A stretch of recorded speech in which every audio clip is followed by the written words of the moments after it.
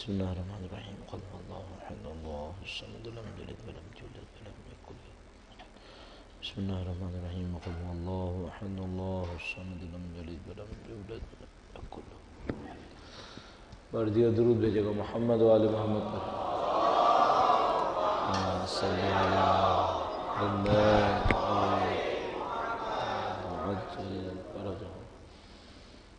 اعوذ باللہ من الشیطان الرجیم بسم اللہ الرحمن الرحیم الحمد للہ رب العالمین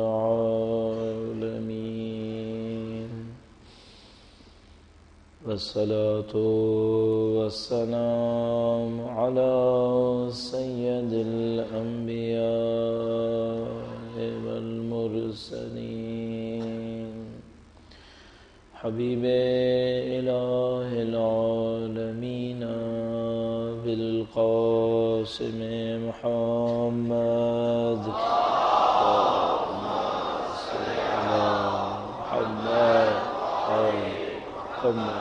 عجل ورجل وعلى آله الطيبين الطاهرين سيما بقية الله في الأراضين قال الله تعالى في كتابه الكريم بسم الله الرحمن الرحيم أم حسبت أن أصحاب الكهف والرقيم كانوا من آياتنا عجبا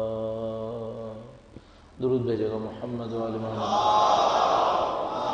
صلی اللہ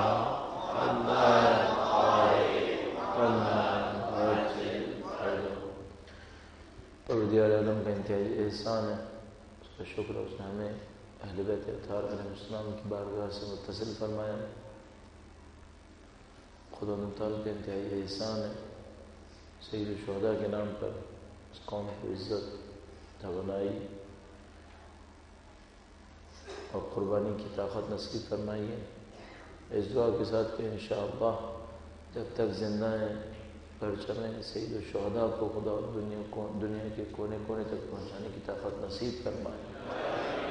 اپنی زندگی میں انشاءاللہ فرزند سید الشہداء کے ظہور اور دیدار کی سعادت نصیب فرمائے اور ہماری زندگیوں کا اختتام ان کی راہ میں شہادت قرار فرمائے انشاءاللہ۔ دعاؤں کی قبولیت کے لیے درود بھیجے محمد و آل محمد صلی اللہ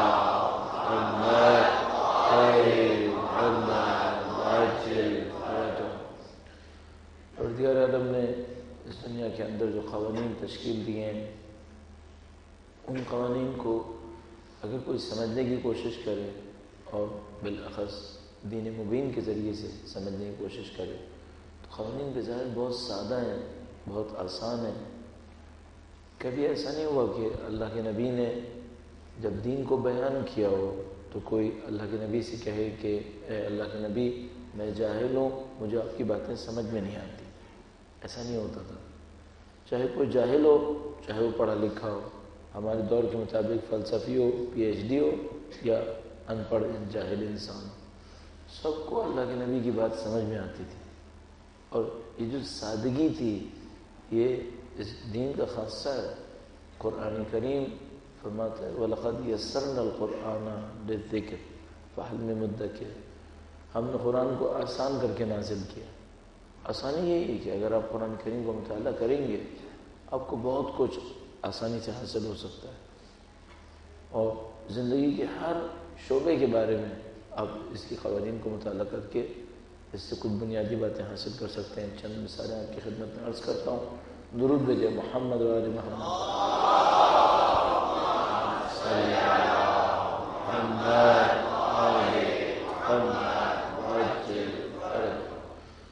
ایک موقع ہوتا ہے کہ کائنات کے انتہائی پیچیدہ حقائق ہوتے ہیں، وہ پیچیدہ حقائق ہمیں سمجھ میں نہیں آتے اور ہم غلطیوں کا مرتکب ہو جائے۔ اگر ایسا ہوتا تو خدا پھر ہمارے پہ ذمہ داری کیسے ڈال سکتا تھا؟ اس کا مطلب یہ ہے کہ کائنات کے حقائق جیسے بھی ہیں وہ کوئی ایسی چیزیں ہیں جو ہمیں سمجھ میں آ سکتی ہیں، ہم ان پہ عمل کر سکتے ہیں۔ تو پھر دوسرا سوال یہ بڑھتا ہے کہ جب ایسا تھا اور اللہ کے نبی کے زمانے میں بھی ایسا ہی تھا، اس زمانے کے لوگ پڑھے لکھے بھی نہیں تھے، جب اللہ کے نبی تشریف لائے تو مشکل سے چند لوگ تھے جو پڑھنا لکھنا جانتے تھے، باقی سب لوگ تعلیم سے محروم تھے۔ ان کو یہ باتیں سمجھ میں آتی تھیں، عمل کرتے تھے، کامیابی حاصل کرتے تھے۔ کیا ایسا ہے کہ ہمارے ساتھ بھی ایسا ہی ہوگا کہ جب ہم ان باتوں کو پڑھیں گے، سمجھیں گے، عمل کریں گے، ہمیں کامیابی نصیب ہو جائے گی؟ یہ کسی بھی دین پر عمل کرنے والے کے ذہن میں ایک شک ہوتا ہے کہ جب میں دین پہ عمل کروں گا تو میں قربانی بھی دوں، مجھے کامیابی نصیب ہوگی یا نہیں ہوگی؟ یوں احساس ہوتا ہے کہ ہم اور اب اس اعتبار سے بہت اچھے دور میں، اگر ہم آج سے 40 سال پہلے ہوتے تو شاید ہمارے لیے زمین کے اوپر دین اسلام کے نام پر کامیابی حاصل کرنے کے لیے کوئی مثال نہیں ہوتی، ہم بہت مشکل میں پھنس جاتے ہیں۔ اور مکرر عرض کرتا ہوں کہ جب 30-40 سال پہلے ہمارے سامنے دین اسلام کہا جاتا تھا، اصل تصویر غلط تصویر ہوتی تھی۔ مثلا دین اسلام کے نام پر جو اس زمانے میں رائج ترین چیزیں تھیں وہ مصر کی جامعۃ الازہر تھی۔ مصر کی یونیورسٹی کو کہتے تھے کہ یہ دین اسلام کا مرکز ہے، علمی مرکز ہے۔ اور مثال کے طور پر جب دین اسلام کی بات ہوتی تھی تو سعودی عرب کو اور ان کے بادشاہوں کو دین اسلام کہا جاتا تھا، اور حتیٰ اس زمانے میں مجاہد کے عنوان سے یاسر عرفات مشہور تھا۔ یہ دین اسلام کی تصویر تھی جس میں ہم سب جانتے ہیں مصیبتیں تھیں۔ نہ کوئی سعودی بادشاہوں اور ان کی بادشاہت کے نظام کا دفاع کر سکتا تھا کہ وہ اسلام کے نام پر دین کو بدنام کرتے تھے، کوئی پوچھنے والا نہیں تھا۔ جامعہ ازہر کا یہ عالم تھا کہ وہاں پر اسلام ڈپارٹمنٹس میں سے ایک ڈپارٹمنٹ تھا، اس کا جو پرنسپل تھا وہ عجیب و غریب لوگوں کے سامنے باتیں کرتا تھا، حتیٰ کبھی دین کے خلاف بھی باتیں کرتا تھا۔ بحمداللہ پروردگار عالم نے سب کچھ تبدیل کر دیا۔ لوگ آئے، انہوں نے دین کے نام پر امتحان کیا، ان کا امتحان لیا گیا، وہ آزمائشوں میں کامیاب ہوئے، خدا تعالیٰ نے ان کو نصرت دی۔ جب نصرت ملتی ہے تو پھر سوچنا پڑتا ہے یہ کامیابی کیوں نصیب ہوئی ہے۔ اور بحمداللہ رب العالمین ہم اپنی آنکھوں سے دیکھ پائے کہ بظاہر کوئی وجہ سمجھ میں نہیں آتی کہ کیوں اس طرح کی کوئی کامیابی نصیب ملے، لیکن خدا تعالیٰ نے اچانک طاقت بھی دی، توانائی بھی دی، اتحاد بھی حاصل ہوا، بہت ساری چیزوں میں کامیابی حاصل ہوئی۔ ہمیں سوچنا پڑتا ہے اس کے عوامل کیا ہوں گے، اس کے اسباب کیا ہوں گے، ان کے اوپر غور کرنا ہوگا۔ اور بہت اچھا ہے کہ ہم ان تمام باتوں کی اچھی طریقے سے تجزیہ و تحلیل کریں۔ اس کی وجہ یہ ہے کہ کسی بھی وقت جب ہم کسی کام کے اندر کھودیں ہمیں پہلے سے پتہ ہو اگر یہ کریں گے تو کامیابی ملے گی، اور اگر یہ نہیں کریں گے تو کامیابی نہیں ملے گی۔ میرا اپنا یہ خیال ہے کہ کل کے جیسے واقعے کے اندر سب سے پہلا عنصر یہ تھا کہ اتنے لوگ جمع کیوں ہوئے، کیا ہوا کہ وہ سب جمع ہو گئے؟ یعنی ہمارے پاس برسوں سے اتنا بڑا کوئی اجتماع نہیں ہوا تھا کہ اتنے لوگ انتہائی نامساعد حالات کے اندر، یعنی ایسے حالات میں جو مدد نہیں دے رہے تھے۔ اگر کچھ حالات ایسے ہوتے ہیں جس میں مدد ملتی ہوتی ہے کہ لوگ جمع ہو جائیں، لیکن وہ حالات سارے خراب تھے۔ رات کے مثال کے طور پر اتنے پہر پر لوگ آنا شروع ہو رہے تھے اس وقت، اور سخت سردی کا عالم، اور ایک بہرحال ایک غیر یقینی صورتحال۔ ایک دفعہ ایک پروگرام ہوتا ہے جس کا پتہ ہوتا ہے مثلا اتنے بجے شروع ہوگا، اتنے بجے ختم ہوگا، اس میں اگر کوئی آئے تو بات سمجھ میں آتی کہ ٹھیک ہے، اس کو پتہ ہے کہ میں کب جاؤں گا اور کب واپس آؤں گا۔ لیکن ایک ایسی چیز جس کا کچھ نہیں پتا کہ یہ کتنی دیر تک رہے، اس میں کیا کیا مشکلات آئیں، اس میں سے کسی چیز کا کچھ نہیں پتا تھا، اور پھر بھی لوگ آ رہے تھے. تو ہمیں بہت اچھے طریقے سے دیکھنا پڑے گا، اور اسی طریقے سے کہ اس میں کامیابی کیوں نصیب ہوئی ہے. بہت دفعہ ایسا ہوا کہ ہمیں کامیابیاں نصیب نہیں ہو رہی تھیں. کیوں خدا نے متعالی نے کامیابی نصیب کی؟ تو چند باتوں پہ غور کرنے کی خاطر کہ ایسا ہو کہ کہیں نہ کہیں یہ چیزیں ریکارڈ ہو جائیں، ہمارے ذہنوں کے اندر رہ جائیں، تاکہ اگر کبھی ہم سیکھنے کی کوشش کریں تو ہمیں پتہ ہو کہ ہم نے کیا کیا تھا جس کی وجہ سے ہمیں کچھ کامیابیاں نصیب ہوئی تھی. اہل بیت اطہار علیہ السلام نے جو نعمت نصیب کی ہے، جو عزت نصیب ہوئی ہے، اور جو فتح نصیب ہوئی ہے، اس شہید کے خون کے صدقے میں واقع ہے جس کا جنازہ وہاں پر تھا. یعنی اگر کوئی انسان غور کرے تو یہ بات بہت عجیب تھی کہ کوئی شخص مظلومیت کے عالم میں شہید ہوا ہو اور اس کا جنازہ آپ کی آنکھوں کے سامنے رکھا ہو، اور اب آپ کے سامنے ایک ذمہ داری ہے اور ایک ہدف ہے جس کو آپ کو لے کر چلنا ہے. اس شہید بزرگوار کی روح کی اور بلندی کے لیے درود بھیجیں. محمد و آل محمد.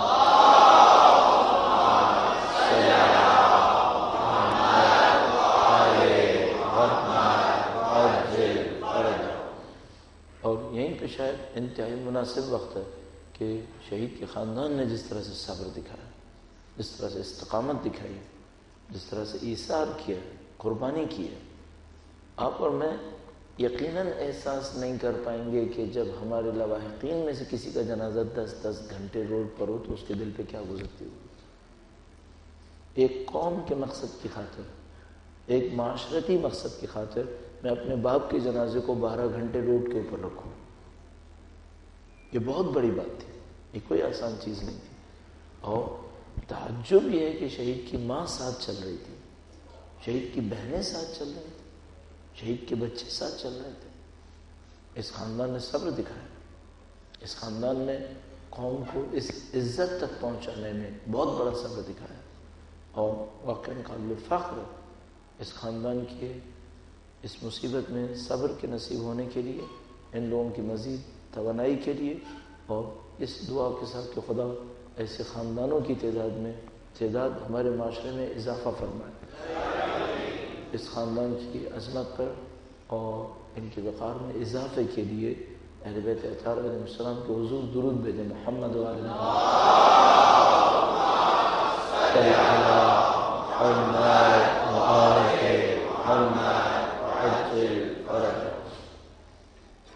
ان چند پوائنٹس سے ہمیں یہ بھی سمجھ میں آ سکتا ہے کہ ہمیں آگے واقعات میں کیا کرنا ہے. ایک اصول مقرر آپ کی خدمت میں عرض کرتا ہوں، اور ممکن ہے کہ اس کو بیان کرنے میں شاید تکرار حد سے زیادہ ہو.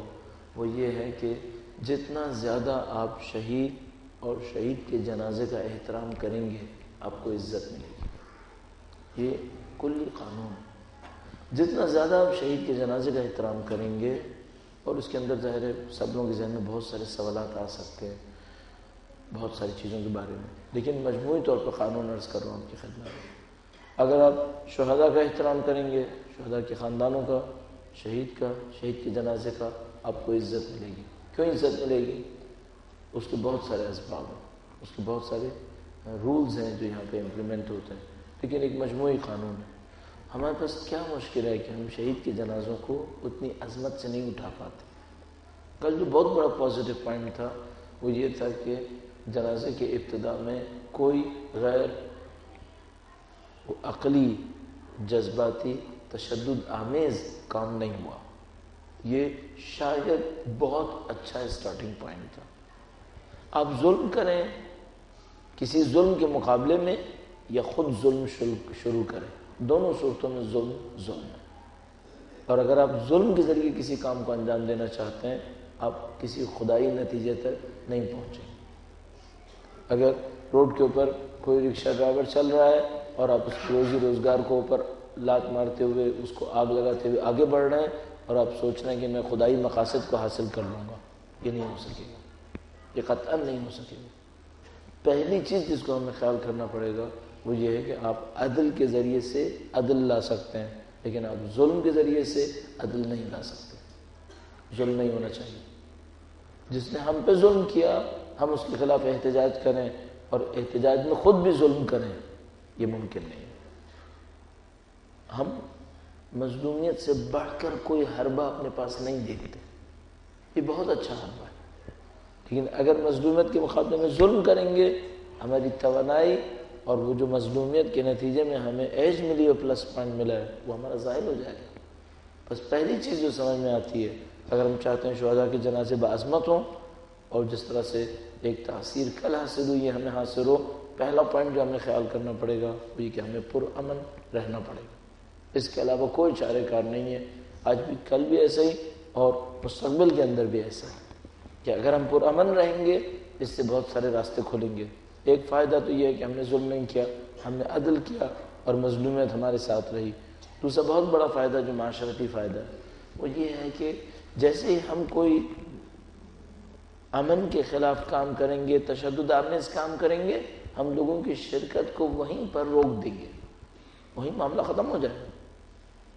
کتنی دفعہ ایسا ہوا، مجھے یاد ہے 1988 میں جب علامہ شہید عارف حسین حسینی شہید ہوئے تھے، یہیں سولجر بازار میں رضا خان زہرا کے سامنے پروگرام ہو رہا تھا اور طے تھا کہ پروگرام تقریباً 3 دن چلے گا، لیکن شام تک ہوتے ہوتے پروگرام ختم ہو گیا۔ نہ کہ لوگوں کے اندر جذبہ نہیں تھا، جذبہ تھا، لیکن نمائش کے اوپر کچھ توڑ پھوڑ شروع ہوئی، آگ وغیرہ شروع ہوئی، اس کے نتیجے میں ساری ٹریفک بلاک ہو گئی اور جتنے لوگوں نے آنا تھا وہ سب نہیں آ سکے اور پروگرام شام تک ہوتے ہوتے ختم ہو گیا۔ ہم لوگ غلطی کریں گے اگر ہم امن کے خلاف، امن کے مقابلے میں تشدد کو استعمال کریں گے۔ اگر خدا نہ کرے کل ایسا ہوتا کہ جب وہ چوری سے نکلتے تھے یا کہیں پہ پہنچتے تھے، مارکیٹ سے گزرتے تھے اور وہاں مارکیٹ میں توڑ پھوڑ ہو رہی ہوتی، تو کیا ہم تصور کر رہے ہیں کہ لوگ بعد میں اتنے 10,000 جمع ہو جاتے؟ قطعاً نہیں ہونے تھے۔ تو پہلا پلس پوائنٹ جو ہمارے سامنے تھا وہ یہ تھا کہ لوگ پرامن تھے، سب نے اس کو اپریشیٹ بھی کیا، لوگ اس کے اندر ذوق آئے اور اتنی خواتین بچے سب وہاں پہ موجود تھے، یہ پہلا پلس پوائنٹ تھا۔ اور میں نے اس کا معنوی اصول بھی عرض کیا کہ آپ ظلم نہ کریں، آپ عدل پہ رہیں تو آپ کو نتائج ملیں گے، اور معاشرتی بھی عرض کر دیا کہ لوگ شرکت ہی اسی وقت کریں گے جب ان کو احساس ہوگا کہ ہم پرامن رہیں گے۔ دوسرا معاملہ یہ ہے کہ آپ ڈسپلن کتنا دکھائیں گے۔ آپ بہت کم تعداد سے اپنے مد مقابل کے اوپر بہت بڑا اثر ڈال سکتے ہیں اگر ڈسپلن میں ہے۔ ڈسپلن بہت امپورٹنٹ ہے۔ آپ کسی بھی قوم سے نتیجہ لینا چاہتے ہیں، تعداد اتنی اہم نہیں ہے جتنا ڈسپلن امپورٹنٹ ہے۔ اب ایسا نہیں ہے کہ مثال کے طور پر کل ہم سمجھتے ہیں ڈسپلن پیک کے اوپر تھا، نہیں، بہت ساری چیزیں اس سے بہتر ہو سکتی تھیں، لیکن جو اتنا ہی نصیب ہو گیا اس نے بھی بہت کچھ نصیب کر دیا۔ ہمیں سوچنا پڑے گا، ہمیں قوم کو ڈسپلن چاہیے۔ اچھا، ڈسپلن سے ہم لوگ باہر کیوں چلے جاتے ہیں؟ اس وجہ سے نہیں ہے کہ مثال کے طور پر لوگ جو ہیں وہ مخلص نہیں ہیں، جس کے اوپر میں ابھی عرض کروں گا۔ کل کی خاصیتوں میں سے ایک خاصیت ہے، ہر فرد پرخلوص نظر آ رہا تھا، اپنے کام کو خلوص سے انجام دینا چاہتا تھا۔ تو ایسا نہیں ہے کہ لوگ ڈسپلن اس وجہ سے نہیں کر رہے کہ وہ کام کو انجام نہیں دینا چاہتے، نہیں، مشکل یہ ہے کہ شاید ڈسپلن کی اہمیت نہیں جانتے، ایک، اور دوسری بات یہ کہ جب جذبات میں آتے ہیں تو اپنے جذبات کو کنٹرول نہیں کر پاتے، جو شاید سیکنڈ پوائنٹ زیادہ امپورٹنٹ ہے، اپنے جذبات میں بہہ جاتے ہیں، جذبات میں بہہ جاتے ہیں اور اس موقع پر جو کچھ ہو جانا چاہیے تھا اس کو بھی بھلا دیتے ہیں۔ تھوڑا سا اپنے جذبات کو کنٹرول رکھیں اور ڈسپلن حاصل کر لیں، اس کے نتیجے میں، نظم و ضبط کے نتیجے میں بہت ساری چیزیں حاصل کی جا سکتی ہیں۔ اور جو میں پہلے یہاں مقرر عرض کر چکا ہوں پچھلے سالوں میں آپ کی خدمت میں، وہ یہ کہ آپ جب بھی کوئی کام کر رہے ہوں گے، لوگ جو آپ کے مد مقابل پہ ہوں گے وہ مائکروسکوپس لگا کے آپ کو دیکھ رہے ہوں گے، یہ کیسے کرتے ہیں، ان کے چہروں کے ایکسپریشنز کیسے ہیں، ان کے ہاتھوں کے ایکسپریشنز کیسے ہیں، ان میں یونٹی ہے یا نہیں ہے، یہ سب لوگ انالیسس کرتے ہیں ان چیزوں کا۔ اور جتنا آپ کا کام اچھا ہوگا، آپ کے جو اثر ہوگا، تاثیر ہوگی معاشرے کے اوپر، لوگوں کے اوپر، وہ تاثیر عمیق ہوتی چلی جائے گی۔ تو دوسری چیز، جو پہلی چیز تو ہم نے کہا کہ پرامن ہونا، تشدد میں مبتلا نہ ہونا، دوسری بات ڈسپلن کا ہونا، آپ ڈسپلن کے اندر رہیے، جیسے آپ ڈسپلن میں رہیں گے آپ اچیو کریں گے چیزوں کو، اور اس سے بہتر بھی حاصل کیا جا سکتا ہے۔ درود بھیجے گا محمد و آل محمد صلی اللہ محمد تیسری بات یہ کہ کاموں کا ایک خاص وقت ہے، ہر کام کو اس وقت پہ ہونا ہے۔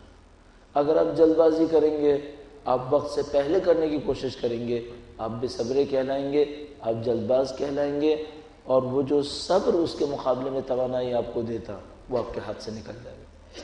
آپ کو صبر دکھانا پڑے گا۔ آپ اگر کسی کام کے اندر کودیں اور اس کام کے بارے میں جانتے ہیں کہ اس کے اندر اتنا ٹائم لگ سکتا ہے اور آپ چاہیں کہ نہ لگے، یہ نہیں ہو سکتا، آپ کو صبر دکھانا پڑے گا۔ اور معاشرتی کاموں کے اندر انتہائی ضروری ہے آپ کے پاس صبر۔ اگر صبر نہیں ہوا آپ مقابلہ نہیں جیت سکتے۔ اور بہت آسان بات یہ ہے کہ جو بھی آپ کے مد مقابل میں کام کرنے والا ہوگا وہ گویا آپ کے صبر کے پیمانے کو ہر گھنٹے میں چیک کرتا رہے گا، وہ ہمیشہ چیک کرتے رہیں گے۔ اب اس وقت ان کا صبر کتنا باقی ہے، آیا ان کے صبر کو آزمائیں یا نہ آزمائیں، آیا لوگ کامیاب ہو جائیں گے یا ڈھیر ہو جائیں گے، وہ سب آزماتے رہیں گے۔ وہ ہوشیار لوگ ہیں، ان کا کام یہی ہے کہ وہ موب کو ڈیل کریں، وہ لوگوں کو ڈیل کریں، تو اس کی مہارت رکھتے ہیں وہ لوگ۔ وہ فوراً آزمائیں گے کہ بھائی ان کے اندر صبر ہے یا نہیں ہے، کتنی دیر تک صبر کر سکتے ہیں۔ اگر آپ ایکسٹراڈنری دکھا گئے کام، آپ جیت سکتے ہیں، آپ نے کام کو انجام دے سکتے ہیں۔ تو تیسری چیز جو سمجھ میں آتی ہے آگے کے لیے بھی، میں نے عرض کہی تینوں پوائنٹ کل کے لیے بھی مؤثر تھے، آگے بھی مؤثر ہو سکتے ہیں جب، چونکہ یہ داستان ختم نہیں ہونی ہے۔ یعنی کہ ہم یہ تصور کر رہے ہیں کہ آگے کوئی شہید نہیں ہوگا، یقیناً شہید ہونے ہیں لوگ، آگے کوئی جنازہ نہیں اٹھے گا، یقیناً جنازے اٹھنے ہیں، ان میں بھی یہی پوائنٹ چاہیے ہوں گے۔ ہمیں پرامن رہنا پڑے گا، ڈسپلن دکھانا پڑے گا، اور صبر ہوگا۔ اور کل کا جو صبر تھا الحمدللہ رب العالمین، قوم نے واقعاً صبر کا مظاہرہ کیا۔ چوتھی چیز جو سمجھ میں آتی ہے وہ تعاون ہے، آپ کوآپریٹ کریں ایک دوسرے کے ساتھ۔ کل جو عجیب باتوں میں سے ایک بات تھی وہ یہ کہ آپ کو لاجسٹک کی کوئی پرواہ نہیں کرنی پڑ رہی تھی، لوگ خود سے کام کر رہے تھے۔ یہ واقعاً حیرت انگیز تھا۔ یعنی ایک دفعہ یہ ہوتا ہے کہ دن کا وقت ہوتا ہے، مارکیٹس کھلی بھی ہوتی ہیں، تو لوگوں کو صرف دو قربانیاں دینی ہیں، ایک بازار تک جانا اور لانا، اس کو ہم لاجسٹک تعبیر کر سکتے ہیں، اور ایک فائنینس کہ پیسے کہاں سے آئیں گے۔ لیکن آپ کے سامنے مشکل یہ تھی کہ رات میں بازار نہیں تھے، سب کچھ بند ہو چکا تھا، اور اس کے باوجود دسیوں ہزار لوگوں کے اندر کسی کو کوئی پرابلم نہیں آ رہی تھی کہ ہمارے کھانے پینے کا کیا ہوگا۔ الحمدللہ رب العالمین، اتنا فراوان لوگ محنت کر رہے تھے، ہم سمجھ نہیں سکتے تھے آپ اور میں کہ بھئی لوگوں میں اسٹرینتھ کہاں سے آ رہی ہے، لوگوں میں جذبہ کہاں سے آ رہا ہے۔ کوآپریشن، لوگ ایک دوسرے کے ساتھ کوآپریٹ کریں، ورنہ آسان نہیں ہے آپ 10,000 15,000 لوگوں کو، حتیٰ کہ اتنی چھوٹی سی 10-15,000 کی تعداد کو ایک جگہ پہ رکھنا چاہتے ہیں، مشکل ہو جاتی ہے۔ اور نہیں معلوم کل کتنی تعداد تھی، دسیوں ہزار بغیر کسی شبہ کے۔ تو یہ سب کا سب اس تعاون کے نتیجے میں ہوا۔ اور پانچویں چیز جو سمجھ میں آتی ہے وہ پرخلوص ہونا، اللہ کے لیے کام کرنا۔ دنیا کے سارے عوامل نتیجے سے عاری ہو جاتے ہیں، بے نتیجہ ہو جاتے ہیں اگر خلوص نہ ہو، اور اگر خلوص ہو تو خدا سارے عوامل کو فراہم کر دیتا ہے۔ کہتے ہیں مخلص انسان کی غلطیوں کو بھی خدا سنبھال لیتا ہے، مخلص انسان کی غلطیوں کو بھی خدا سنبھال لیتا ہے۔ لہذا ہم جو بہت زیادہ اصرار کریں اس بات پر کہ ہم غلطی نہ کریں، اس سے زیادہ اصرار کریں اس بات پر کہ ہم پرخلوص رہیں، ہم خدا کے ساتھ شرک نہ کریں، اللہ کے لیے کام کو انجام دیں، اہل بیت اطہار علیہ السلام کی نصرت کو طلب کریں۔ اور ایک اور منظر ہمیں دیکھنے کو نصیب ہوا کہ پروردگار عالم نے بہرحال عزت دی، نصرت کی، اور جو دشمنوں کے مقابلے میں غلبہ نصیب ہونا چاہیے تھا اس کی ایک جھلک ہمیں دیکھنے کو ملی۔ پروردگار کی دی ہوئی اس نعمت کا شکر بجا لانے کے لیے درود بھیجے گا محمد و آل محمد۔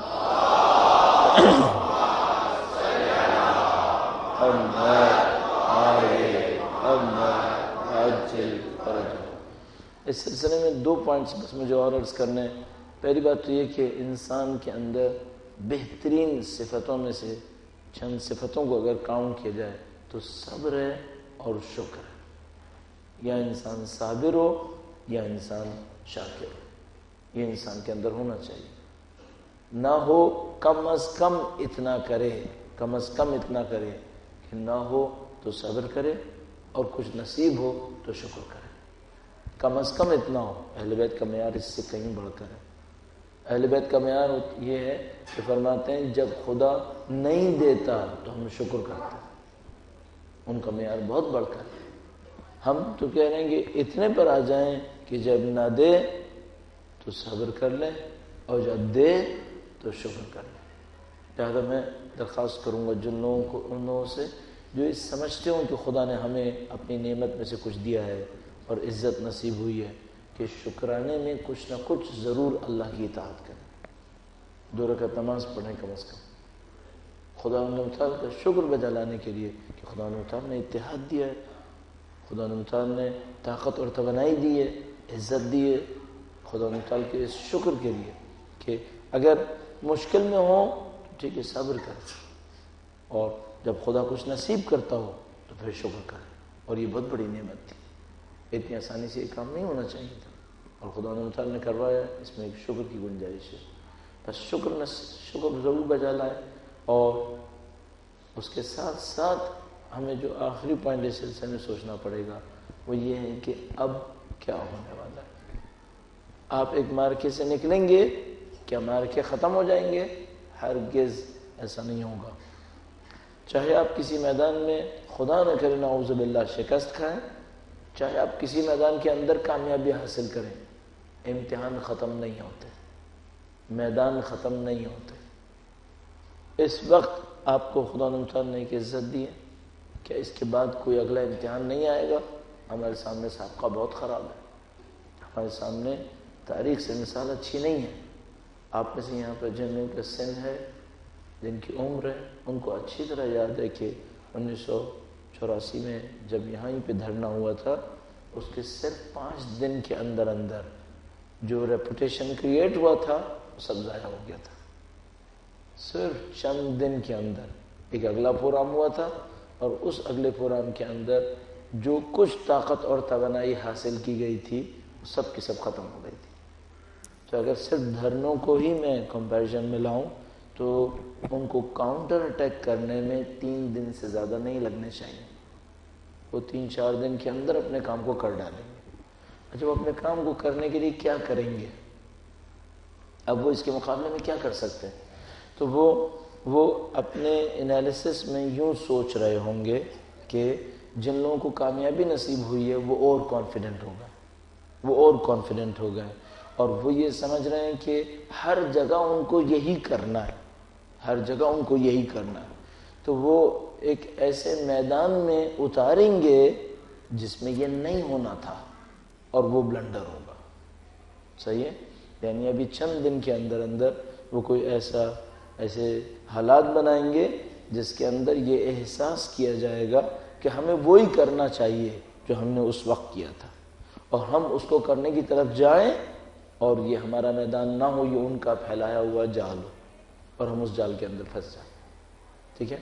इसका मतलब ये है कि हमें अगले चंद दिन बहुत महारतों के साथ गुजारने पड़ेंगे।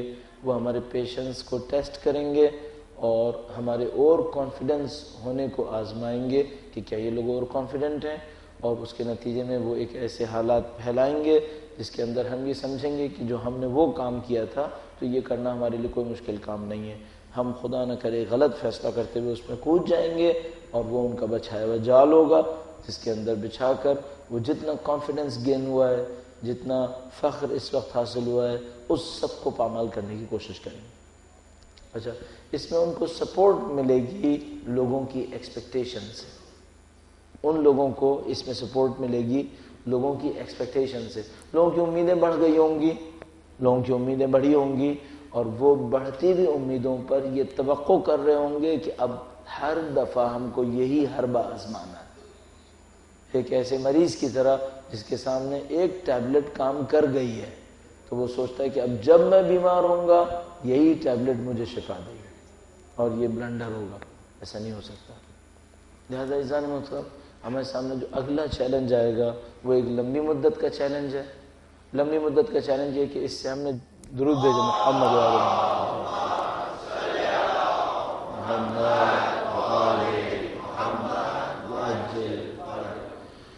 لمبی مدت کا چیلنج یہ ہوگا کہ جو آپ نے یہاں سے سیکھا ہے اس پر کتنا باقی رہیں گے.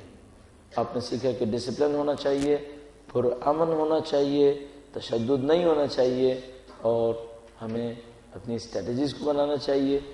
اس پہ کتنا باقی رہیں گے؟ میں عرض کروں گا آپ کی خدمت میں، جہاں تک ممکن ہے شہداء کے جنازوں کو پرامن بنا لیجئے، باقی چیزیں خود بخود حاصل ہوں گی. شہداء کے جنازوں پر توڑ پھوڑ نہیں ہونے دیں. ایک کام اگر ہم کر گئے، یہ سالڈ کام، کہ شہداء کے جنازوں پر تشدد نہ ہونے دیں، بہت سارے کام نبٹ جائیں گے، بہت سارے کام صحیح ہو جائیں گے. بس پہلی ذمہ داری یہاں پر آئی ہے، یہ میں نے کہا لانگ ٹرم پر.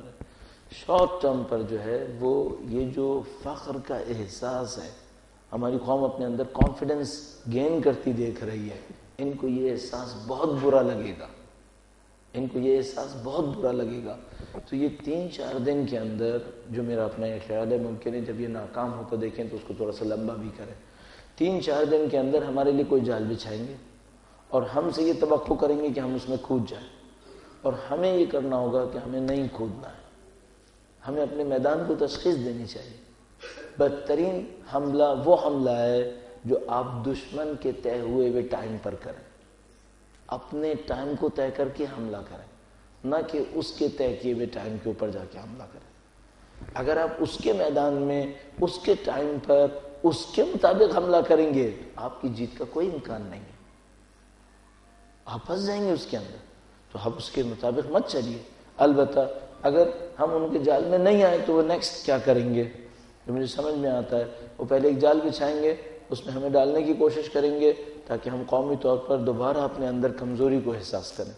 اور اگر ہم اس میں نہیں جائیں گے تو پھر ایک بڑی ٹارگیٹڈ کلنگ کریں گے، وہ کسی بڑی پرسنالٹی کو ختم کرنے کی کوشش کریں گے، اور اس سے ان کا ہدف یہ ہوگا کہ قوم کے اندر جو اعتماد آیا ہے وہ اعتماد کسی طریقے سے نعوذ باللہ ختم ہو جائے. اگلے چند دن معرکہ ہوں گے، چند دن صحیح معرکہ ہوگا. ہمارے پیشنس کا، کہ ہم اپنی اسٹریٹجیز اور پیشنس کو لے کر آئیں، اور ان کی طرف سے ٹرکس کا تو ٹرکس کریں گے. اچھا، اس دوران میں خوب افواہیں اڑائیں گے. یہ ٹائم ہوگا ان کی افواہوں کے لیے. وہ خوب افواہوں کو استعمال کریں گے، اور افواہوں کو استعمال کر کے ان کا ہدف یہ ہوگا کہ جو کانفیڈنس گین کیا ہے، کانفیڈنس لوز ہونا چاہیے. وہ اس بات کو پسند نہیں کر رہے ہوں گے کہ ہماری قوم چند لوگوں پہ اعتماد کرے. ان کو یہ بات قطعاً اچھی نہیں لگے گی، تو وہ لوگ اس کے مقابلے میں ریومرز پھیلائیں گے، افواہیں پھیلائیں گے. اس کا ہمیں خیال کرنا ہوگا. خدا انشاءاللہ اگلے تمام معرکوں کے اندر اس قوم کو فتح و نصرت نصیب فرمائے انشاءاللہ. جن شہداء نے اس میدان کے اندر قربانیاں دی ہیں، خدا ان شہداء کی قربانیوں کو قبول فرمائے انشاءاللہ. خدا سے دعا کرتے ہیں ان تمام کوششوں کو، ان تمام امتحانات کو امام کے ظہور میں تعجیل کا سبب قرار فرمائے انشاءاللہ. درود بھیجے گا محمد صلی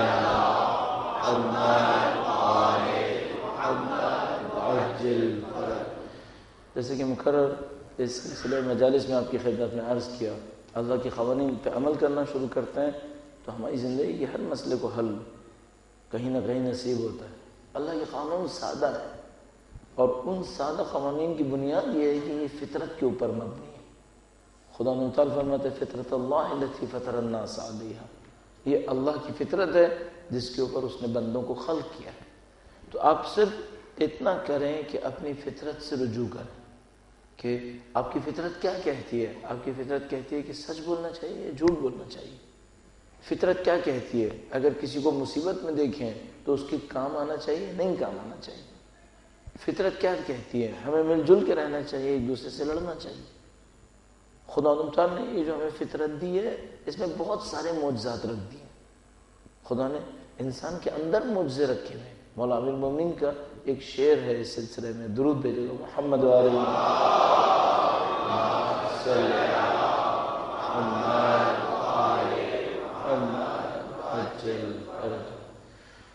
اس کا ترجمہ یہ ہے کہ تم نے یہ سمجھا ہے کہ تم ایک چھوٹا سا ٹکڑا ہو، تمہارے اندر پورا ایک عالم چھپا ہوا ہے. انسان کے وجود میں عالم چھپا ہوا ہے. یعنی اگر صرف میڈیکل سائنسز میں جا کر دیکھیں تو مثال کے طور پر انسان کی ایک باڈی ہے، اس کے اندر کئی ارب سسٹمز اندر کام کر رہے ہیں، کئی ارب سسٹمز، ہر سیل ایک سسٹم ہے، اور ہمارے وجود کے اندر کئی ارب سیل ہیں، بلینز آف سیلز، اور ان کئی ارب سیل میں سے ملینز آف سیلز مل کر چھوٹے چھوٹے اور سسٹمز بناتے ہیں، پھر ان کی وجہ سے کوئی اور سسٹم بن رہا ہوتا ہے۔ یہ جو میں اور آپ سانس لے رہے ہیں، یہ ملینز آف پارٹیکلز پر مشتمل ایک سسٹم ہے کہ آپ ایک گیس لیتے ہیں، اس گیس سے کچھ انرجیز لیتے ہیں جس سے آپ کی باڈی چلتی ہے۔ کیا یہ توحید نہیں ہے کہ جس نے ہوا بنائی ہے یقیناً اسی نے یہ جسم بنایا ہے؟ کہ کیسے یہ ہوا اس جسم کی ضرورتوں کو پورا کرتی ہے؟ بظاہر ہوا ہے اور یہ جسم ہے، لیکن اسی سے اس کی ضرورت پوری ہوتی ہے۔ اور کیا خدا کا نظام عجیب نہیں ہے کہ وہ ہوا سے اور پانی سے اس ٹھوس جسم کو چلاتا ہے؟ ایک طرف سے ہوا اور ایک طرف سے پانی، اور یہ ٹھوس جسم چل رہا ہے۔ اور اس سے عجیب بات، اگر صرف اس بات کو میں لے کے بڑھوں، کہ جس کو ہم ٹھوس سمجھ رہے ہیں یہ ٹھوس نہیں ہے، یہ خالی ہے۔ عجیب مشکل یہاں پر یہ ہے۔ یہ آپ جو سائنس پڑھنے والے، فزکس پڑھنے والے ہیں، خاص کر ایٹم اور سیل کے لیول پہ جو فزکس پڑھنے والے ہیں، ان کو بہت اچھی طرح پتہ ہے ہمارے پاس کائنات میں کوئی چیز ٹھوس نہیں ہے، سب خالی ہے۔ وہ اس طریقے سے ہے کہ آپ کے پاس ایٹم میں بیچ میں الیکٹران ہے، بھی پروٹون ہے، اور بعد میں اطراف میں اس کے الیکٹران گھوم رہے ہیں، اور یہ جو الیکٹران اور پروٹون ہیں ان کے درمیان جو ریشو ہے وہ ایسے ہی ہے جیسے ایک فٹ بال گراؤنڈ کے بیچ میں فٹ بال رکھی ہوئی ہو اور باقی سب خالی ہے۔ اب کائنات کے رازوں میں سے ایک راز یہ ہے کہ یہ جو سب خالی ہے اس سے یہ ٹھوس کیسے بنتا ہے؟ یہاں سب خالی ہے، یعنی یہ لوگ کہتے ہیں کہ اگر اس کو کمپیکٹ کریں، سارے خالی کو باہر نکال دیں تو 1 میٹر بھی نہیں بنے گا۔ اس کائنات کے سارے خالی کو باہر نکال دیں، اس کے بلینک اسپیس کو، اور صرف سالڈ کو جمع کرتے چلے جائیں، 1 میٹر بھی نہیں بنے گا۔ اور ہے، یہ پوری دنیا ہے، خدا کے معجزات میں سے ایک معجزہ جو اس نے ہمارے وجود کے اندر رکھا ہوا ہے، اس کائنات کے اندر رکھا ہوا ہے، اور خدا چاہتا ہے ہم اس سے سیکھیں۔ وہ خدا جو ان سب چیزوں کو سنبھال رہا ہے، اس نے دنیا بنائی ہے انہی سادہ اصولوں کے اوپر، انہی فطرت کے اصولوں کے اوپر۔ اور اگر جس طرح ابھی بات ہوئی کہ فطرت کے سادہ اصولوں سے کامیابی نصیب ہوتی ہے انسان کو، اسی فطرت کے سادہ اصولوں سے معاشروں کو بھی کامیابی نصیب ہوتی ہے۔ یہ جو دنیا کی بڑی بڑی قومیں کامیابیاں حاصل کرتی ہیں، یہ کوئی بہت پیچیدہ راز نہیں ہے۔ اگر اتنا سا ہم کریں، کسی عارف سے کسی نے پوچھا کہ آغا صاحب اقتصادی صورتحال بہت بگڑ گئی ہے، آپ کے پاس کوئی حل ہے اس کا؟ اب یہ سوال بظاہر نامعقول سوال ہے کہ ایک آدمی جو علم عرفان کے اندر کام کرتا ہے، وہ اپنے نفس کی تہذیب پہ کام کرتا ہے، تزکیے پہ کام کر رہا ہے، وہ عبادات بتاتا ہے، وہ ریاضیات بتاتا ہے، اس سے پوچھا جائے کہ اکانومی بگڑ رہی ہے، آپ اکانومی کے لیے کیا سولوشن دے سکتے ہیں؟ تو انہوں نے ایک سادہ سا جملہ کہا، کہنے کہ سب صحیح ہو جائے گا اگر تم ایک دوسرے کے ساتھ مکاری نہ کرو۔ ختم۔ اللہم صلی علی محمد وآل محمد وعجل فرجہ۔ اور تمہاری ساری اکانومی صحیح ہو جائے گی، تمہاری معیشت صحیح ہو جائے گی، بس اتنا کرو، ایک دوسرے کے ساتھ مکاری مت کرو، ایک دوسرے کی برائی سوچنا بند کر دو۔ اچھا، برائی سوچنا بند کر دے تو کیا کرے؟ ہر آدمی یہ سوچے میں اس کے ساتھ اچھائی کیسے کر سکتا ہوں، بس اتنا سا سوچے۔ آپ میں سے بہت سارے لوگ بزنسز کرتے ہیں، ہم لوگوں کی بزنس میں جو غلط اورینٹیشن ہے وہ یہ ہوتی ہے کہ جیسے میرے کوئی کام کی جگہ پہ آیا ہے، میں سب سے پہلے ایویلویشن کرتا ہوں اس کی فائنینشیل ہیلتھ کیسی ہے، مجھے اس کی جسم کی ہیلتھ سے کوئی سروکار نہیں ہے، مرتا ہے مرے، زندہ ہوتا ہے زندہ رہے، مجھے تو یہ دیکھنا ہوتا ہے اس کے پاس پیسہ کتنا ہے۔ اس کے بعد میں دوسری کیلکولیشن یہ کرتا ہوں اس کے پاس جتنا بھی پیسہ ہے میں اس میں سے کتنا نکلوا سکتا ہوں۔ اب جیسے آپ نے یہ سوچنا شروع کیا ہے، یہ سمجھنے آپ نے ساری برکتوں کو قتل کر دیا۔ اب آپ ایک جنگ کے اندر ہیں، مادے کی جنگ میں۔ اچھا، اسلام قطعاً یہ نہیں چاہتا اسلام قطعاً کسی دکاندار سے یہ نہیں چاہتا کہ اس کی دکان میں کوئی داخل ہو اور وہ یہ سوچے اس کے پاس پیسہ کتنا ہے، مجھے اس سے پیسہ کتنا نکلوانا ہے۔ اس کے مقابلے میں خدا کیا چاہتا ہے، دین کیا چاہتا ہے؟ دین کہتا ہے جیسے ہی تمہارے پاس کوئی آدمی آئے تم سب سے پہلے یہ سوچو میں اس کو کیا دے سکتا ہوں، میرے پاس کچھ سروسز ہیں، کیا میں وہ سروسز اس کو دے سکتا ہوں؟ مثلا میں ٹیچر ہوں اور مثلا میرے سامنے ایک لڑکا آیا یا کوئی اسٹوڈنٹ، تو میں سب سے پہلے سوچوں اس سے میں ٹیوشن میں کتنے پیسے نکلوا سکتا ہوں؟ نہیں، سب سے پہلے یہ سوچوں یہ میرا شاگرد ہے، کیا میں اس کو علم کے نام پہ کچھ سکھا سکتا ہوں کیا؟ پھر دیکھیں آیا اس سے کوئی برکت آتی ہے یا نہیں آتی ہے؟ ہم لوگ دنیا کے پرانے نظام ٹرائی کر چکے ہیں اور ہمیں نصیب نہیں ہوا ہے۔ ہم سے مراد پوری دنیا ہے، پوری دنیا اکانومی کے جنگ کے اندر پھنس چکی ہے، پوری دنیا ریسیشن کے اندر ہے، پوری دنیا کا یہ سال ضائع ہونا ہے۔ دنیا کی جتنے اکانومسٹ ہیں اگر ان میں سے 100 ہوں تو کم از کم 90% کہہ رہے ہیں کہ اگلا سال ضائع ہے، لاسٹ ایئر ہے، اس میں کچھ نصیب نہیں ہوگا کسی کو۔ ان کی اکانومیز آگے نہیں بڑھیں گی، ان کی اکانومی شرنک کریں گی اگلے سال۔ اگلا سال اکانومی کے اعتبار سے وحشتناک ہے۔ مجھے تعجب اس بات پر ہے جن اصولوں کو 100-200 سال آزما کر دیکھ چکے ہیں کہ یہ صحیح نہیں ہے، اب ان سے دستبردار کیوں نہیں ہوتے؟ دستبردار ہو اسلام پر آئیں۔ اسلام کہتا ہے یہ مت سوچو تم اس سے کیا نکلوا سکتے ہو، اسلام میں کہتا ہے یہ سوچو تم اس کو کیا دے سکتے ہو۔ اس کے بعد مثال کے طور پر فرض فرمائیے وہ کہتا ہے بھائی میرے پاس اتنے پیسے نہیں ہیں، اس سے زیادہ نہیں ہیں، تو میں سوچوں میں اتنے پیسوں میں اس کو کیا بہترین چیز دے سکتا ہوں۔ مثلا وہ کہتا ہے بھائی میرے پاس کچھ بھی نہیں ہے، چلو کچھ بھی نہیں ہے، اس کے علاوہ کیا دے سکتے ہو؟ مفت میں کچھ دے سکتے ہو؟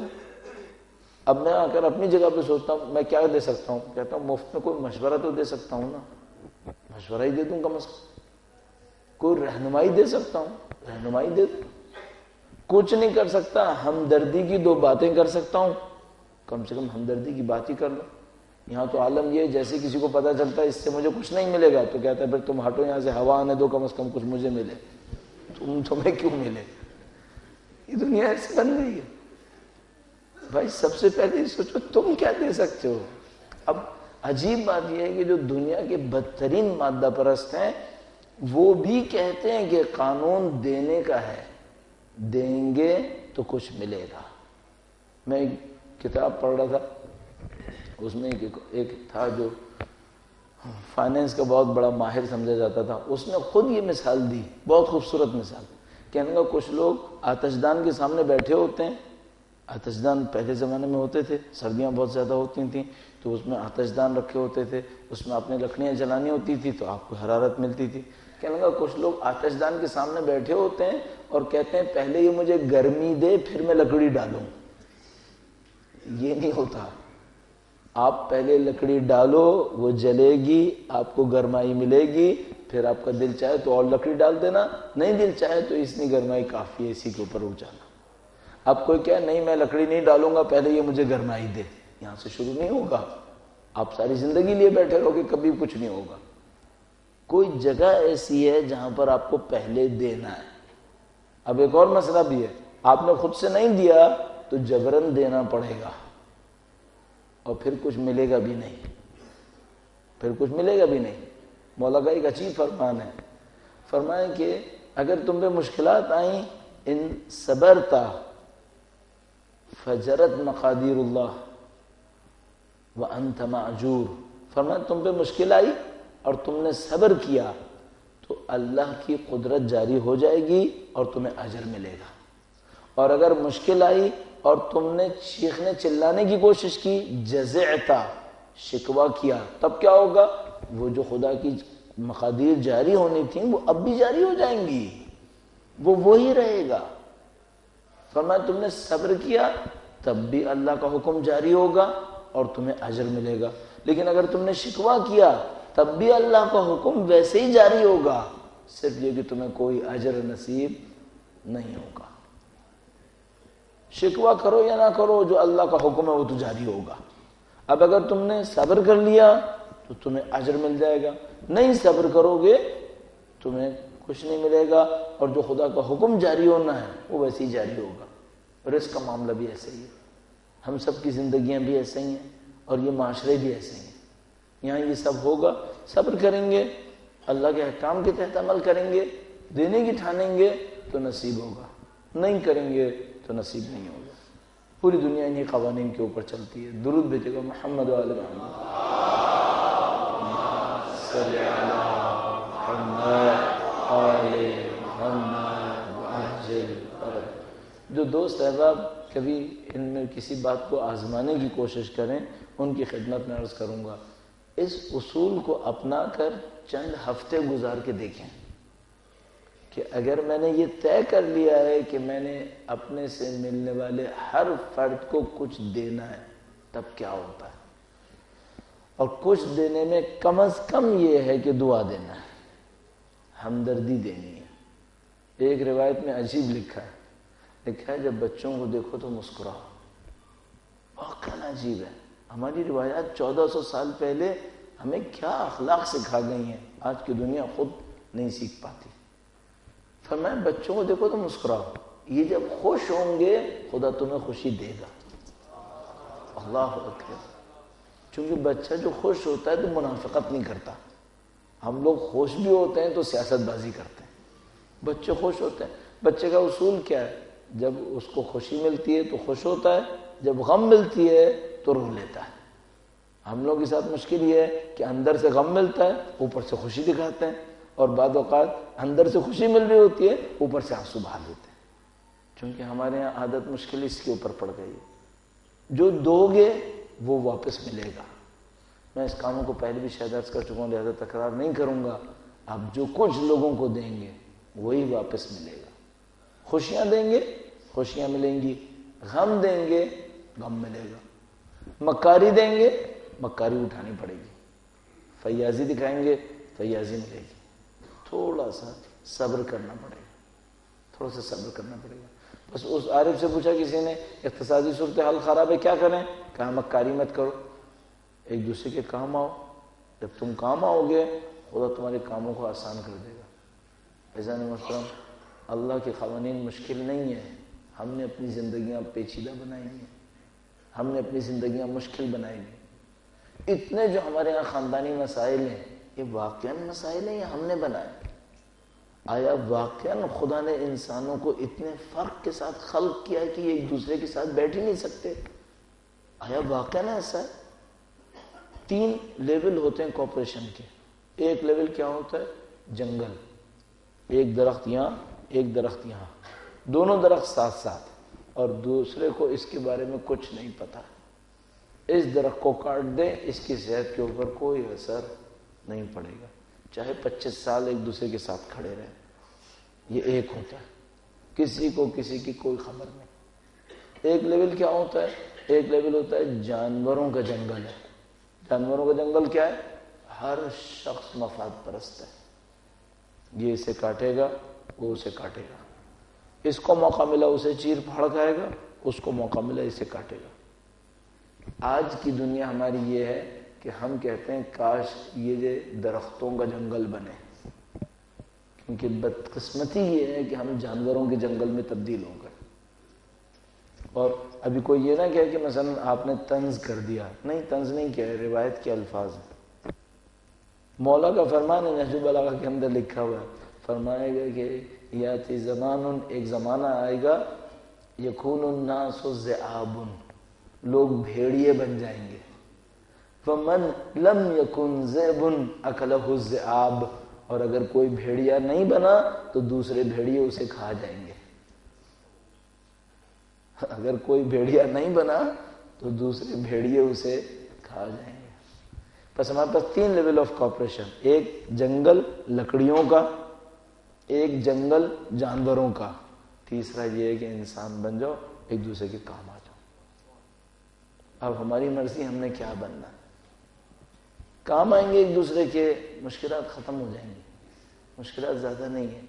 آپ خود تصور کریں، اللہ نے وہ دنیا بنائی ہوگی جو محبت رکھتی ہو، سکون رکھتی ہو، یا وہ دنیا بنائی ہوگی جس میں نفرت ہو اور شر ہو؟ خدا شر کیوں بنائے گا؟ خدا اس دنیا کو نفرتوں کے لیے خلق نہیں کرے گا.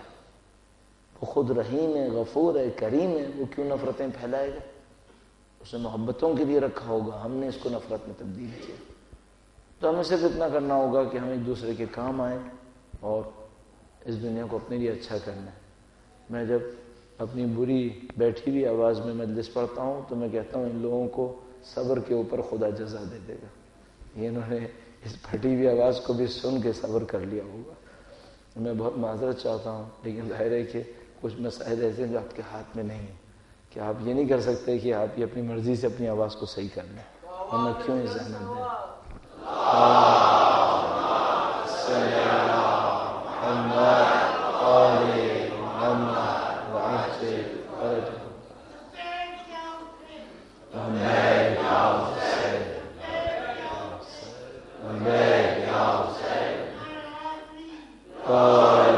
پروردگار انشاءاللہ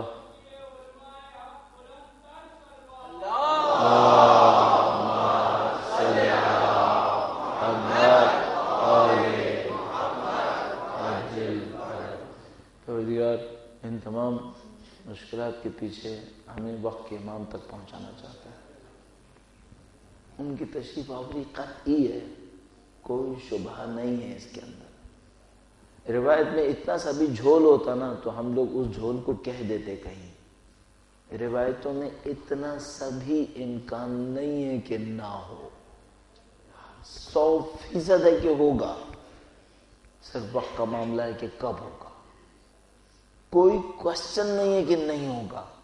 شیعہ، سنی، وہابی، بریلوی، دیوبندی سب کی مستند روایات کے اندر ہے کہ قطعاً ہوگا۔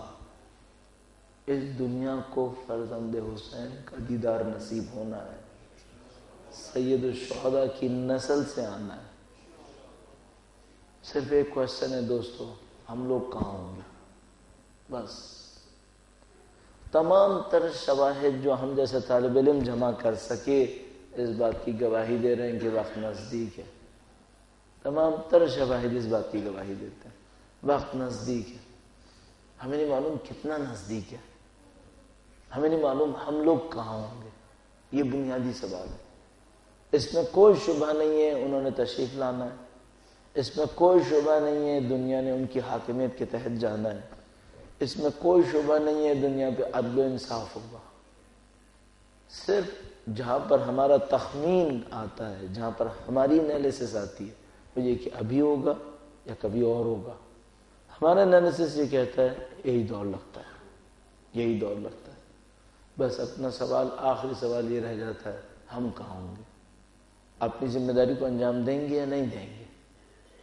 اور اگر ایک لمحے کو سوچتے ہیں کہ وہ آئے اور ہم ان کا ساتھ نہ دے سکے پھر بہت برا لگتا ہے، پھر بہت برا ہے۔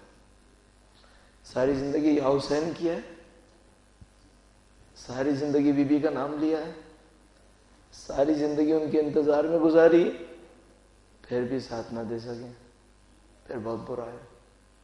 پھر اگر خودکشی جائز ہو تو خودکشی کرنی پڑے گی، کیونکہ اس کے بعد زندگی بیکار ہے۔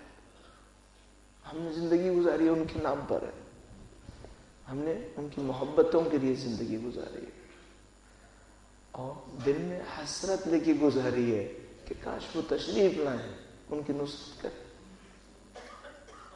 اس کی وجہ یہ ہے کہ ہم نے دیکھ لیا ہے تاریخ کے اندر کہ جو مظلوم حجت خدا کی نصرت کرتا ہے اس کو عزت ملتی ہے، جس نے سید الشہداء کی نصرت کی اس کو عزت ملی ہے۔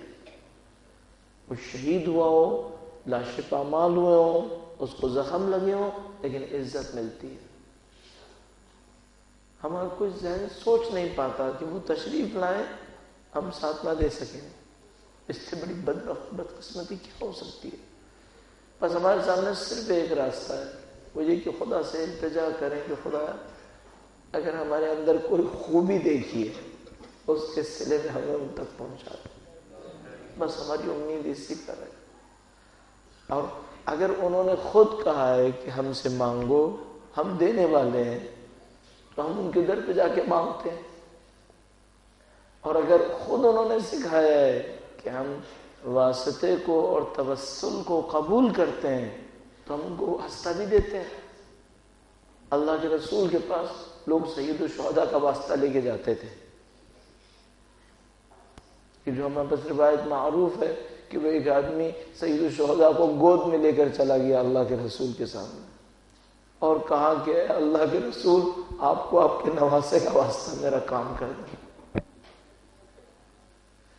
اگر وہ شخص 1400 سال پہلے کر سکتا تھا، ہم کیوں نہیں کر سکتے؟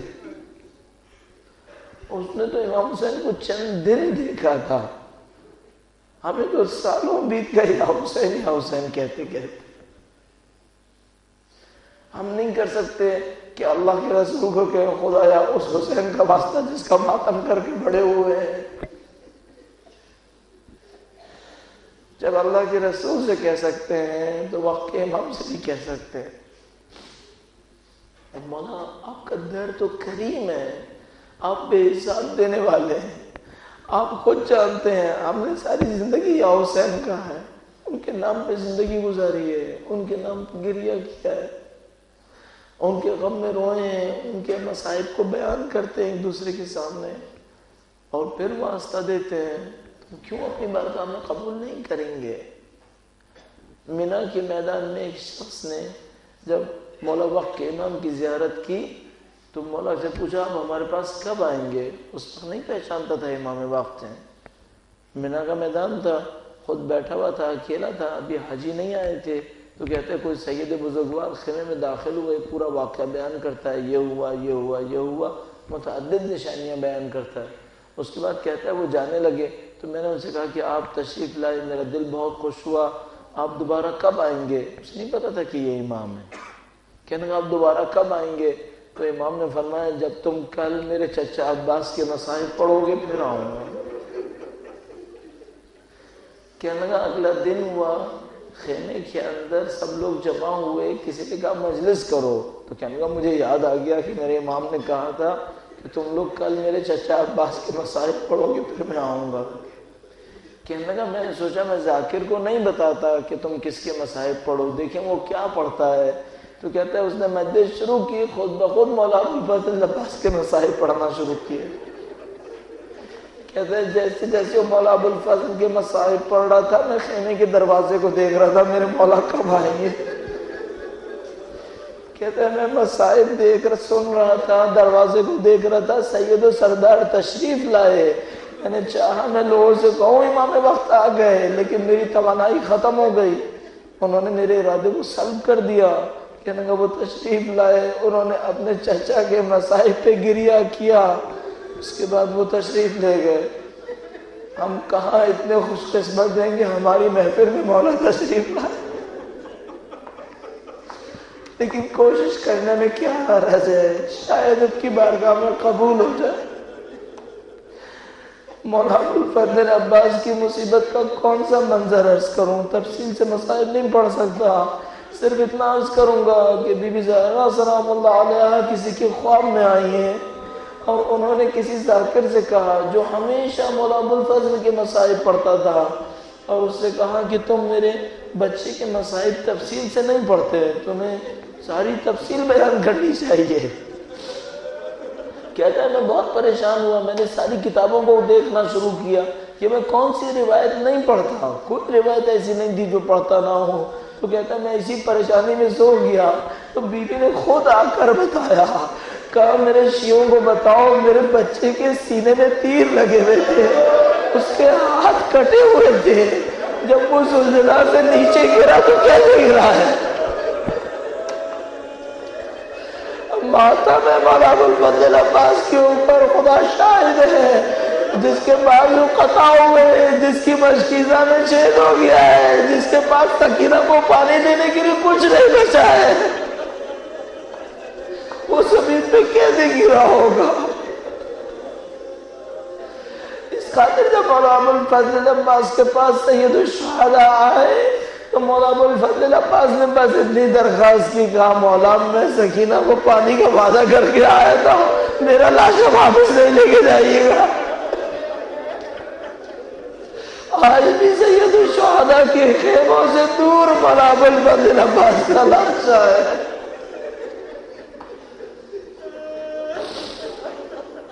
وسيعلم الذين ظلموا أي منقلب ينقلبون۔ پروردگارہ تجھے اہل بیت کا واسطہ اس قلیل کو ہم سے قبول فرما۔ اے پاک پروردگار ان کی نورانیت سے دلوں کو منور فرما۔ اے پاک پروردگار دنیا اور آخرت میں اہل بیت کی ہمراہی نصیب فرما۔ اے پاک پروردگار جنہوں نے پرچم اعزا کو، پرچم شہید و شہداء کو بلند کیا ہے، ان کی جان مال عزت و آبرو کی حفاظت فرما۔ جو دشمنان اعزا قابل ہدایت نہ ہو تو باسر جہنم فرما۔ اے پاک پروردگار یہ جو شہید ہوئے عسکری، تجھے واسطہ محمد و آل محمد کا، اس شہید کو دوسرے شہداء کو اپنی بارگاہ میں قبول فرما۔ ان کے پسماندگان کو صبر جمیل نصیب فرما۔ جنہوں نے اس شہید کو شہید کیا، ان پر ظلم کیا ہے، پاک پروردگار ان ظالموں کو بدترین عذاب میں مبتلا فرما۔ ان کی عزتوں کو خواری اور ذلت میں تبدیل فرما۔ اے پاک پروردگار ان کے سرپرستوں کو بدترین عذاب میں مبتلا فرما۔ اے پاک پروردگار تجھے واسطہ محمد و آل محمد کا، سید و سردار مولا اور آقا امام آخر الزماں کے ظہور میں تعجیل فرما۔ ہمیں ہماری اولادوں کو ان کے جانثاروں میں قرار فرما۔ ہماری زندگیوں کا اختتام دین کی راہ میں شہادت قرار فرما۔ ربنا تقبل منا انک انت السمیع العلیم برحمتک یا ارحم الراحمین۔ مثلا دین اسلام کے نام پر جو اس زمانے میں رائج ترین چیزیں تھیں وہ مصر کی جامعۃ الازہر تھی۔ مصر کی یونیورسٹی کو کہتے تھے کہ یہ دین اسلام کا مرکز ہے، علمی مرکز ہے۔ اور مثال کے طور پر جب دین اسلام کی بات ہوتی تھی تو سعودی عرب کو اور ان کے بادشاہوں کو دین اسلام کہا جاتا تھا، اور حتیٰ اس زمانے میں مجاہد کے عنوان سے یاسر عرفات مشہور تھا۔ یہ دین اسلام کی تصویر تھی جس میں ہم سب جانتے ہیں مصیبتیں تھیں۔ نہ کوئی سعودی بادشاہوں اور ان کی بادشاہت کے نظام کا دفاع کر سکتا تھا کہ وہ اسلام کے نام پر دین کو بدنام کرتے تھے، کوئی پوچھنے والا نہیں تھا۔ جامعہ ازہر کا یہ عالم تھا کہ وہاں پر اسلام ڈپارٹمنٹس میں سے ایک ڈپارٹمنٹ تھا۔ اس کا جو پرنسپل تھا وہ عجیب و غریب لوگوں کے سامنے باتیں کرتا تھا، حتیٰ کبھی دین کے خلاف بھی باتیں کرتا تھا۔ الحمدللہ پروردگار عالم نے سب کچھ تبدیل کر دیا۔ لوگ آئے، انہوں نے دین کے نام پر امتحان کیا، ان کا امتحان لیا گیا، وہ آزمائشوں میں کامیاب ہوئے، خدا تعالیٰ نے ان کو نصرت دی۔ جب نصرت ملتی ہے تو پھر سوچنا پڑتا ہے یہ کامیابی کیوں نصیب ہوئی ہے۔ اور بحمدللہ رب العالمین ہم اپنی آنکھوں سے دیکھ پائے کہ بظاہر کوئی وجہ سمجھ میں نہیں آتی کہ کیوں اس طرح کی کوئی کامیابی نصیب ملے، لیکن خدا تعالیٰ نے اچانک طاقت بھی دی، توانائی بھی دی، اتحاد بھی حاصل ہوا، بہت ساری چیزوں میں کامیابی حاصل ہوئی۔ تو ہمیں سوچنا پڑتا ہے اس کے عوامل کیا ہوں گے، اس کے اسباب کیا ہوں گے، ان کے اوپر غور کرنا ہوگا۔ اور بہت اچھا ہے کہ ہم ان تمام باتوں کی اچھی طریقے سے تجزیہ و تحلیل کریں۔ اس کی وجہ یہ ہے کہ کسی بھی وقت جب ہم کسی کام کے اندر کھودیں ہمیں پہلے سے پتہ ہو اگر یہ کریں گے تو کامیابی ملے گی، اور اگر یہ نہیں کریں گے تو کامیابی نہیں ملے گی۔ میرا اپنا یہ خیال ہے کہ کل کے جیسے واقعے کے اندر سب سے پہلا عنصر یہ تھا کہ اتنے لوگ جمع کیوں ہوئے۔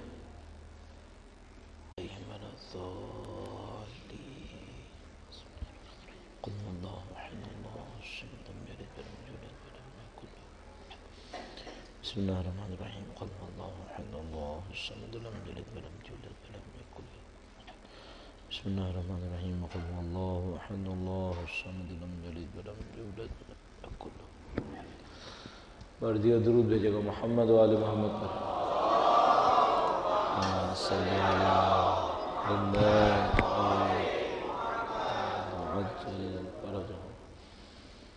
اعوذ باللہ من الشیطان الرجیم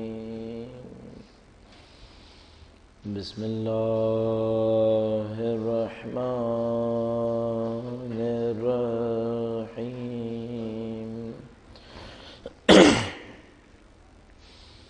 الحمد للہ رب العالمین الصلاة والسلام على سيد الأنبياء والمرسلين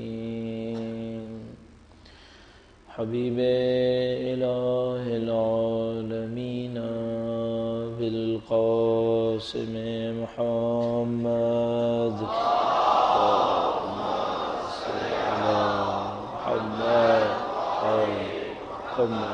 عجل ورجل وعلى آله الطيبين الطاهرين سيما بقية الله في الأراضين. قال الله تعالى في كتابه الكريم بسم الله الرحمن الرحیم. یہ اس دین کا خاصہ ہے. قرآن کریم فرماتا ہے وَلَقَدْ يَسَّرْنَا الْقُرْآنَ لِلذِّكْرِ فَهَلْ مِن مُدَّكِرٍ. ہم نے قرآن کو آسان کر کے نازل کیا. آسانی یہی ہے کہ اگر آپ قرآن کریم کو مطالعہ کریں گے آپ کو بہت کچھ آسانی سے حاصل ہو سکتا ہے، اور زندگی کے ہر شعبے کے بارے میں آپ اس کی قوانین کو مطالعہ کر کے اس سے کچھ بنیادی باتیں حاصل کر سکتے ہیں. چند مثالیں آپ کی خدمت میں عرض کرتا ہوں. درود بھیجے محمد و آل محمد.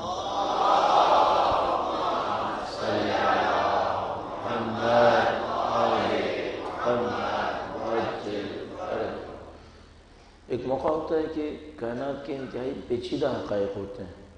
وہ پیچیدہ حقائق ہمیں سمجھ میں نہیں آتے اور ہم غلطیوں کا مرتکب ہو جائے. اگر ایسا ہوتا تو خدا پھر ہمارے پہ ذمہ داری کیسے ڈال سکتا تھا؟ اس کا مطلب یہ ہے کہ کائنات کے حقائق جیسے بھی ہیں تو کوئی ایسی چیزیں ہیں جو ہمیں سمجھ میں آ سکتی ہیں، ہم ان پہ عمل کر سکتے ہیں. تو پھر دوسرا سوال یہ بڑھتا ہے کہ جب ایسا تھا اور اللہ کے نبی کے زمانے میں بھی ایسا ہی تھا. اس زمانے کے لوگ پڑھے لکھے بھی نہیں تھے. جب اللہ کے نبی تشریف لائے تو مشکل سے چند لوگ تھے جو پڑھنا لکھنا جانتے تھے. باقی سب لوگ تعلیم سے محروم تھے. ان کو یہ باتیں سمجھ میں آتی تھیں، عمل کرتے تھے، کامیابی حاصل کرتے تھے. کیا ایسا ہے کہ ہمارے ساتھ بھی ایسا ہی ہوگا کہ جب ہم ان باتوں کو پڑھیں گے، سمجھیں گے، عمل کریں گے، ہمیں کامیابی نصیب ہو جائے گی؟ یہ کسی بھی دین پر عمل کرنے والے کے ذہن میں ایک شک ہوتا ہے کہ جب میں دین پہ عمل کروں گا تو میں قربانی بھی دوں، مجھے کامیابی نصیب ہوگی یا نہیں ہوگی. یوں احساس ہوتا ہے کہ ہم اور اب اس اعتبار سے بہت اچھے دور میں ہیں. اگر ہم آج سے 40 سال پہلے ہوتے تو شاید ہمارے لیے زمین کے اوپر دین اسلام کے نام پر کامیابی حاصل کرنے کے لیے کوئی مثال نہیں ہوتی. ہم بہت مشکل میں پھنس جاتے ہیں. اور مقرر عرض کرتا ہوں کہ جب 30-40 سال پہلے ہمارے سامنے دین اسلام کہا جاتا تھا، اصل تصویر غلط تصویر ہوتی تھی. ہم حسبت ان اصحاب الكهف والرقيم كانوا من آياتنا عجبا. درود بھیجے گا محمد و آل محمد. صلی علی محمد.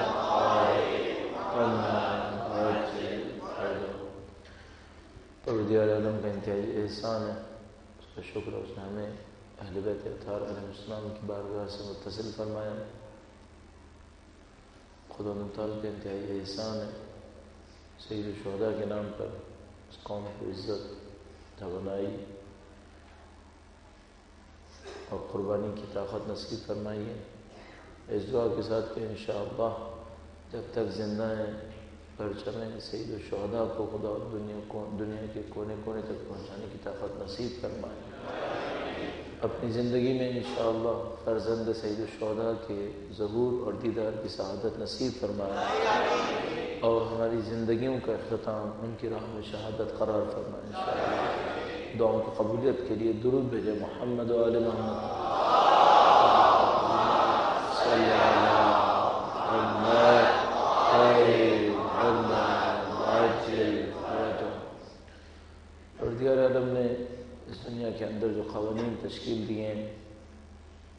ان قوانین کو اگر کوئی سمجھنے کی کوشش کرے اور بالاخص دین مبین کے ذریعے سے سمجھنے کی کوشش کرے تو قوانین بظاہر بہت سادہ ہیں، بہت آسان ہیں۔ کبھی ایسا نہیں ہوا کہ اللہ کے نبی نے جب دین کو بیان کیا ہو تو کوئی اللہ کے نبی سے کہے کہ اے اللہ کے نبی میں جاہل ہوں، مجھے آپ کی باتیں سمجھ میں نہیں آتی۔ ایسا نہیں ہوتا تھا، چاہے کوئی جاہل ہو چاہے وہ پڑھا لکھا ہو، ہمارے دور کے مطابق فلسفی ہو، پی ایچ ڈی ہو یا ان پڑھ جاہل انسان، سب کو اللہ کے نبی کی بات سمجھ میں آتی تھی۔ اور یہ جو سادگی کیا ہوا کہ وہ سب جمع ہو گئے، یعنی ہمارے پاس برسوں سے اتنا بڑا کوئی اجتماع نہیں ہوا تھا کہ اتنے لوگ انتہائی نامساعد حالات کے اندر، یعنی ایسے حالات میں جو مدد نہیں دے رہے تھے۔ اگر کچھ حالات ایسے ہوتے ہیں جس میں مدد ملتی ہوتی ہے کہ لوگ جمع ہو جائیں، لیکن وہ حالات سارے خراب تھے۔ رات کے مثال کے طور پر اتنے پہر پر لوگ آنا شروع ہو رہے تھے اس وقت، اور سخت سردی کا عالم، اور ایک بہرحال ایک غیر یقینی صورتحال۔ ایک دفعہ ایک پروگرام ہوتا ہے جس کا پتہ ہوتا ہے مثلا اتنے بجے شروع ہوگا اتنے بجے ختم ہوگا، اس میں اگر کوئی آئے تو بات سمجھ میں آتی کہ ٹھیک ہے، اس کو پتہ ہے کہ میں کب جاؤں گا اور کب واپس آؤں گا۔ لیکن ایک ایسی چیز جس کا کچھ نہیں پتہ کہ یہ کتنی دیر تک رہے، اس میں کیا کیا مشکلات آئیں، اس میں سے کسی چیز کا کچھ نہیں پتہ تھا، اور پھر بھی لوگ آ رہے تھے۔ تو ہمیں بہت اچھے طریقے سے دیکھنا پڑے گا، اور اسی طریقے سے کہ اس میں کامیابی کیوں نصیب ہوئی ہے۔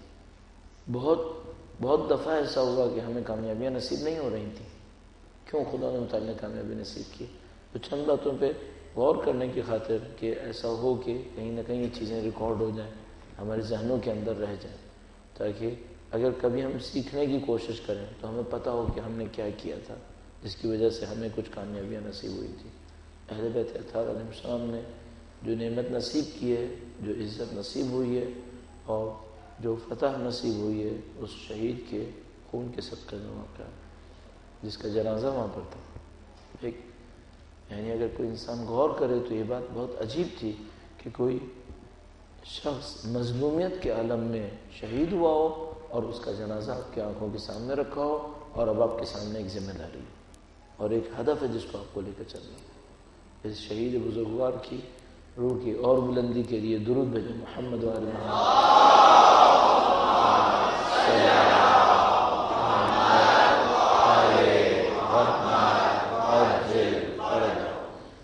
اور یہیں پہ شاید انتہائی مناسب وقت ہے کہ شہید کے خاندان نے جس طرح سے صبر دکھایا، جس طرح سے استقامت دکھائی، جس طرح سے ایثار کیا،